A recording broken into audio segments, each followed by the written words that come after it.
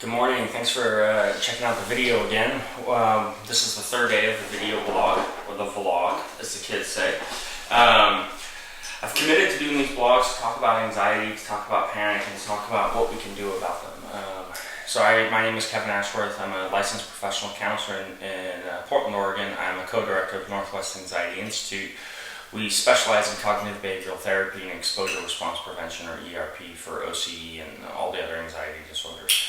So I wanted to create a video blog to put out there a few minutes each day to provide some information or some education or some, I don't want to say tidbits because I don't like tips on how to get over it. It's information that you can incorporate into your life. There's never 5 easy things to do.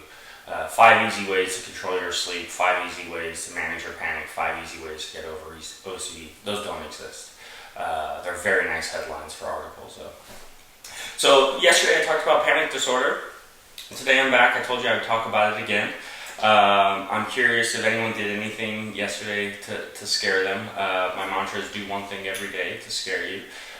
In fact, it's so much my mantra, I have it tattooed on my body, just to remind me that every day is a challenge, and the way that I progress is to do something differently, to behave differently. And again, that doesn't matter what that is.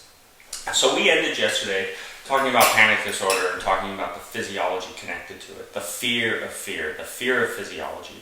And so we understand panic from a very evolutionary biological mechanism.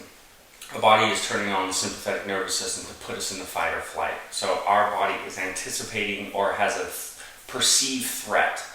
We don't know what that threat is yet, but we start figuring it out in our brain when we feel the anxiety. So panic symptoms are awful, but I want you to think about if you were standing in the mall or in your house and something terrible happened. There was a fire or an explosion and you had to run away. What I tell clients is, if we ran out of our office, up the stairs, down the street, I would stop them and I would say, what's going on in your body? And they would say, they're having a hard time breathing, they're a little dizzy, their throat is dry, their heart is pounding, their chest is tight. And I would say, are you having a panic attack? And people would say, no, I just ran from a threat. I ran from an actual threat. Think about actual danger. We don't call that panic. People don't get in a car accident and say, I had a panic attack yesterday because I was hit by another car. People say, I got in a car accident. People say, I ran from the guy, I protected myself when there was an explosion. They'll say, you're not going to believe I had a panic attack when I was mugged yesterday. We just don't even understand it that way. We understand it as panic when there's no actual danger. So we start looking for danger. When my body tells me, by increasing my heart rate and making me breathe faster and making my fingers tingle and my stomach hurt, my brain starts looking for danger. And so that's why we make associations. We start looking around and going, what is it about this situation? Am I too stressed out today? Did I have an argument with my partner or my mother or my boss? Am I overwhelmed? And we start connecting things to this physiology. And then, because common sense typically should apply, we start trying to remove those things from our life. So if you believe that panic was connected to your cup of coffee, you'll stop drinking coffee. If you believe it was connected to the stress at work, you'll try and manage the stress. Some of those things aren't necessarily terrible in itself, but if you believe it's connected to things that you enjoy, like hanging out with friends, staying up late, whatever it is, you start removing those things. And so the treatment is to get you back to do that. People become more and more intolerant of the physiological symptoms of panic. And so you become very in tune to any changes in your heart rate or any changes in your stomach or any changes in anything. And then people kind of tippy-toe around life, hoping not to bump into the next panic attack. And then when they do, obviously they feel out of control. So what we encourage people to do is to practice the things that you're uncomfortable with physiologically. And so sometimes that's head spins to create the sensation of dizziness. Sometimes it's jumping jacks or push-ups or stair runs to get your heart rate going. And the reality is, if you can trigger that panic, if you can trigger those intense physiological symptoms, you can turn them on, you can turn them off, you can turn them on, you can turn them off. That way, you're increasing your tolerance to knowing that you can manage that symptom. So if you do intense physiological exercise or exercises to create the symptoms of panic throughout the week, When a panic attack comes spontaneously, you're kind of like, oh, I've already done that 10 times on purpose this week. I'm way less worried about it now. I feel it, and then the paradox is you actually feel more in control. So increasing physiological changes on purpose is important. And then reducing your avoidance is important. So make a list of the things that you've avoided because of fear of panic, and then start trying to hit those. Start trying to go to those places incrementally, one at a time, can be very, very helpful.